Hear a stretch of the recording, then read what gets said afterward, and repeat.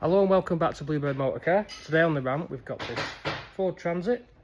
Now this customer got in touch with me last week saying I've had my wet belt replaced at another garage and I'm hearing an awful whirring noise.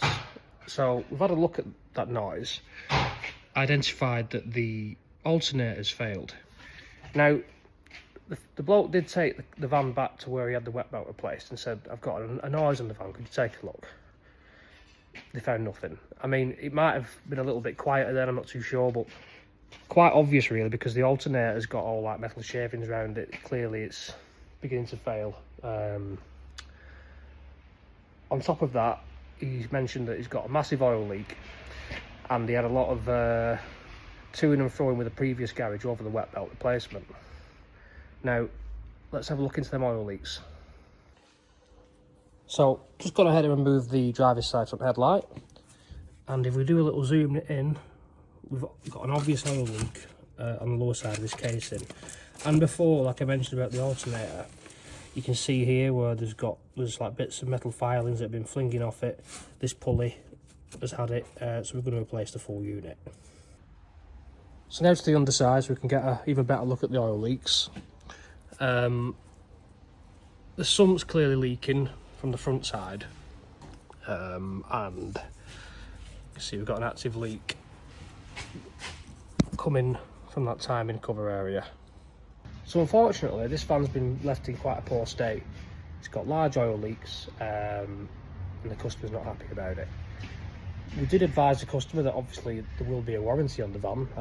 It's only been replaced a few months ago, but the customer said, I don't want to deal with that garage anymore. I want you guys to replace the wet belt again. So I said, well, that's fine, we'll also replace the alternator at the same time. What also concerned me is the price that he paid to have this replaced. Now, I'm not about anyone else's business. I wouldn't tell another garage how to do their jobs, etc. But this garage, the price that he's had to pay is, shall we say, it's 500 quid more than what we charge. Plus, when we replace them, we replace the sump, you get genuine oil filter, genuine fuel filter replacement, air filter replacement, a full service is carried out in the van at the same time, and for someone else to be charging almost 500 quid more and getting that much less and left with oil leaks, it's a poor state really. But we will go through it now. So what I'm going to do on this video is I'm going to strip it down, because I'm interested to see, you know, all the other work on the job. Interested to see what parts they've used, interested to see if they've used a genuine belt, if they've replaced the oil pump belt. I'm not too sure, but we'll find out.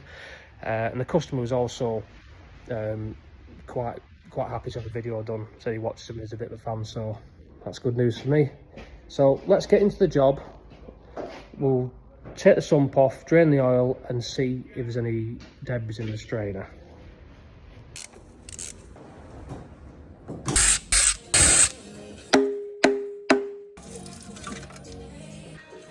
So we've got that sump removed now. If you have a look in the strainer, it's not too bad. There's a couple of little pieces, but I think that could be silicone, to be honest. We'll get that taken off and cleaned up.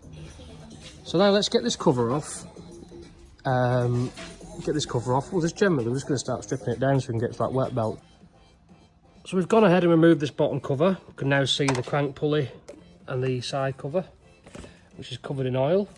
I've noticed we've got an amount of silicone on that water pump pulley. I'm guessing it's been caught when it was being put back on. Same on that crank pulley, there's silicone on there for some reason. Yeah, this cover that was on here, this case in here, got a big puddle of oil in it. It's been stacked on one end and it only had 3 bolts in it. It should have about 6.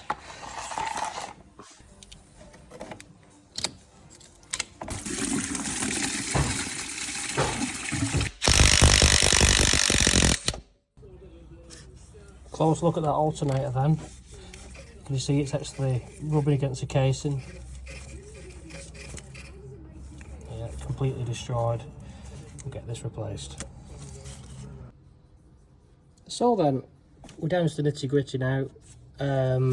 Clearly that belt is a new one, and it is a forward belt, which is always good. I like to see that. The oil leak is coming from here, I think, round the fuel pump area.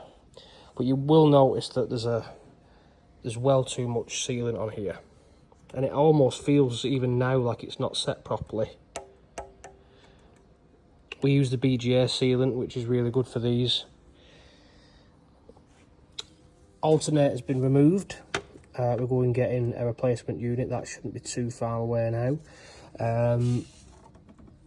I think there's been a bit of a struggle when putting this casing back on, because like we say, we've got silicone here. Another concern I've had, which I'm going to have a conversation with a customer about, is this bottom pulley. Now these can be a cause for concern when it comes to oil leaks, because they can develop a groove just here. But this has been replaced, but it's been replaced with a non-genuine unit, and I've never used a non-genuine one before.